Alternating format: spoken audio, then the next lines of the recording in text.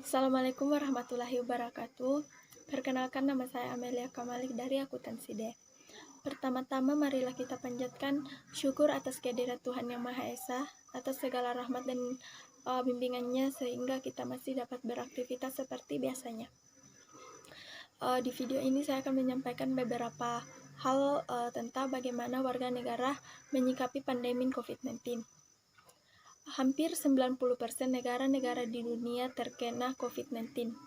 Jumlah ini kemungkinan akan bertambah seiring dengan berjalannya waktu, karena negara masih berupaya mencari antivirusnya. Seluruh negara sedang kewalahan dalam menghadapi penyebaran COVID-19, tak terkecuali bagi negara adidaya seperti Amerika Serikat dan China.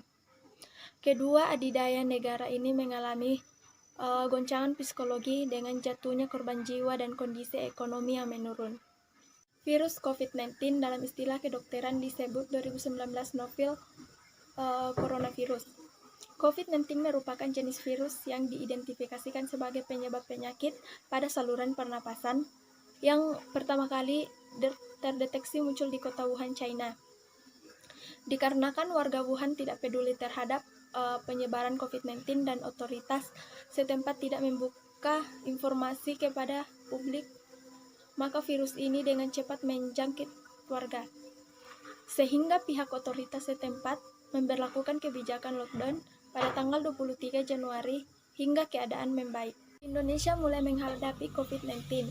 Kasus pertama COVID-19 di Indonesia adalah seorang WNI yang berinteraksi dengan rekannya, seorang warga negara Jepang yang kemudian diagnosa positif terjangkit COVID-19. Kasus pertama ini muncul pada tanggal 2 Maret 2020 dan langsung diinformasikan oleh Menteri Kesehatan Terawan Agus Putranto di RSP Sulianti Saroso.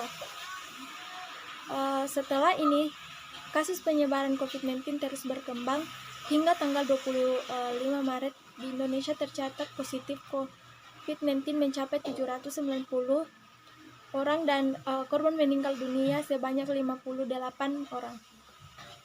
Sekitar 24 provinsi telah terpapar virus corona ini dan sebagian besar adalah Provinsi DKI Jakarta, Jawa Barat, dan Banten. Selaku pemegang kekuasaan eksekutif di negara ini, Presiden Joko Widodo menggunakan otoritasnya untuk menghadapi penyebaran COVID-19 dengan diterbitkannya Keputusan Presiden Nomor 7 Tahun 2020 tentang gugusan tugas percepatan penanganan COVID-19 pada tanggal 13 Maret 2020. Gugusan tugas ini segera bekerja dengan segala sumber daya yang dimilikinya dan menjadi harapan seluruh rakyat Indonesia dalam menghadapi penyebaran COVID-19. Penyebaran COVID-19 tidak hanya di daerah sekitar Jakarta dan Pulau Jawa saja, melainkan sudah menjadi bencana nasional. Bahkan WHO atau Organisasi Kesehatan Dunia telah menerapkan COVID-19 sebagai pandemi. Beberapa negara yang terkena dampak parah dari kasus coronavirus telah memberlakukan lockdown. Lockdown menurut Kamus Bahasa Inggris yang berarti kuncian. Ada beberapa negara menerapkan lockdown yaitu untuk menurunkan penularan virus, dan ada beberapa negara yaitu Inggris, Italia, China, Malaysia, Belgia, Belanda, Argentina, dan masih banyak lagi. Dalam konteks ini dapat pula kita artikan sebagai usaha untuk mengunci penyebaran COVID-19 agar tidak menular kepada warga lain.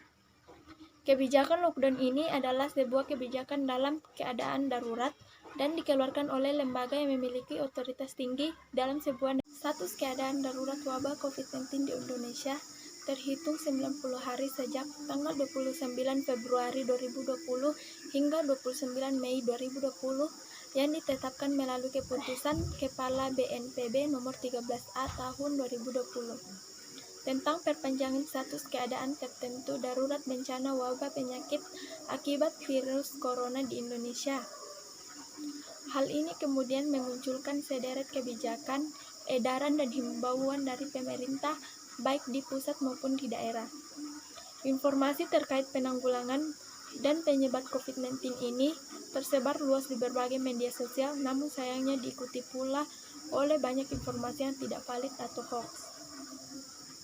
Melalui Undang-Undang Nomor 24 Tahun 2007 tentang Penanggulangan Bencana, maka BNPB memiliki sejumlah kemudahan akses strategis seperti pengerahan SDM dan komando untuk memerintah lembaga negara.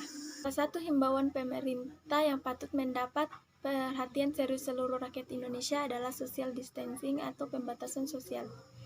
Himbauan ini diserukan langsung oleh Presiden Joko Widodo. Saatnya kita kerja dari rumah, belajar dari rumah, dan ibadah di rumah.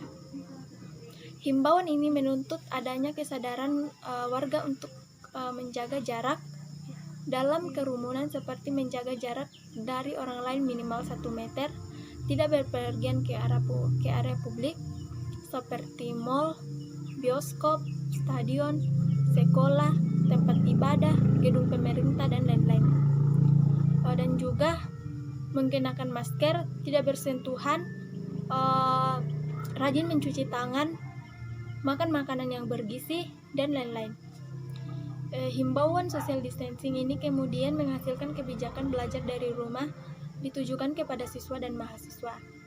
Sholat wajib di rumah, bekerja di rumah, penundaan pembayaran kredit untuk 1 tahun, hingga membatalkan UN 2020.